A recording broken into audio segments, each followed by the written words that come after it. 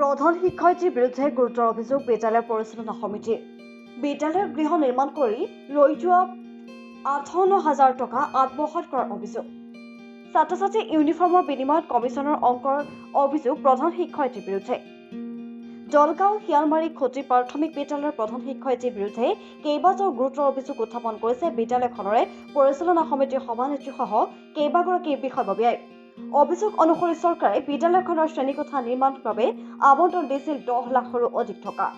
শ্ৰেণীকোঠা নিৰ্মাণ কৰি প্ৰধান শিক্ষয়িত্ৰীৰ হাতত ৰৈ যোৱা ৫৮,০০০ টকা, সেই ৫৮,০০০ টকা প্ৰধান শিক্ষয়িত্ৰীৰ আত্মসাৎ কৰাৰ অভিযোগ পৰিচালনা সমিতিৰ।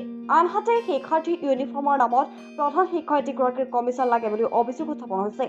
প্ৰতিযোৰ কাপোৰত 140 টকাকৈ কমিছনৰ বিনিময়ত বিদ্যালয় পৰিচালনা সমিতিৰ অনিচ্ছাকৃতভাৱেও বেলেগ দোকানৰ টেণ্ডাৰ গ্ৰহণ কৰাৰ অভিযোগ। এই কমিছনৰ লগত নাম সাঙুৰ খাইছে দলগাঁৱৰ আন এখন বিদ্যালয়ৰ অশ্বিন নামৰ এজন শিক্ষকৰ।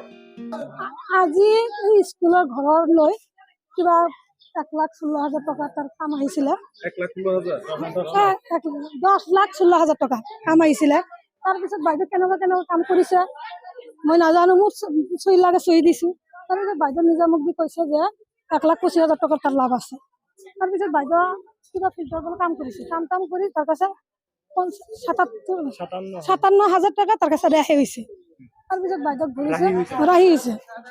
তাৰপিছত এই যে 9ৰ কামত 50,000 টকা সোমাইছিলে।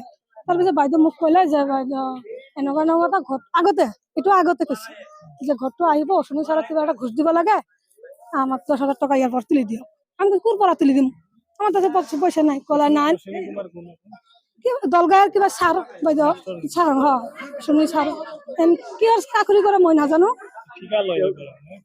আমিতো নাজানো। ঠিকা লৈ না বাইদেউ জানো, এই ঘৰ যে আহিব তাৰ অশ্বিনী ছাৰক 10,000 টকা ঘোষ দিব লাগে। ইফালে বিদ্যালয় পৰিচালনা সমিতিৰ সকলো অভিযোগ এক কথাত খণ্ডন কৰে প্ৰধান শিক্ষয়িত্ৰীগৰাকীয়ে। অভিযোগ ভিত্তিহীন আখ্যা দি পৰিচালনা সমিতিয়ে ধন দাবী কৰাৰ অভিযোগ তোলে প্ৰধান শিক্ষয়িত্ৰীগৰাকীয়ে। এই বিষয়টোত এতিয়া কোন সঁচা কোন মিছা বিভাগীয় তদন্তৰ পিছতহে পোহৰলৈ আহিব প্ৰকৃত তথ্য। প্ৰেচিডেণ্ট কিবা এটা চহী লাগিলে, কিবা মিটিঙত কিবা হয়, মিটিং অহাৰ তাৰপিছত চহী কৰোঁ, পইচা লাগে। মই পইচা ক'ৰ পৰা দিম? মিটিং টকা স্কুলৰ ল'ৰা ছোৱালীক খোৱা দিব লাগে, মই ক'ৰ পৰা দিম? কিবা এটা চহী লাগে, কিবা হঠাৎ কৰি কানাড়া বেংকৰ কিবা কাম টিপি ওলাই দিলে আমাক টকা দিব লাগিব, মই টকা ক'ৰ পৰা দিম? বস্তু কিনো, তাৰপিছত থাকিলে তোমাক দিম, নিদিলে ক'ৰ পৰা দিম? এনেকুৱা কথা হয়। কমিটিৰ কিবা কিবি মই ফোন কৰোঁ, কিবা দৰকাৰ বাজে মোবাইলটো বিজি কৰি থৈছে। পিছত এইবিলাক কিবা কিবি চলে আৰু মোৰ ফেকচনে চলি আছে। নাই টকা দিয়া নাই, টকাটো হিচাপ আছে, কমিটিয়ে জানে, কমিটি মিলাই দিয়ক। মই এইটো নাজানো, কমিটিয়ে দিব, কমিটি চবে একেলগে টকা নাই। মই খৰচ কৰিছো, যিখিনি মোৰ হাতত টকা আছে মই স্কুল ডেভেলপ কৰিছো।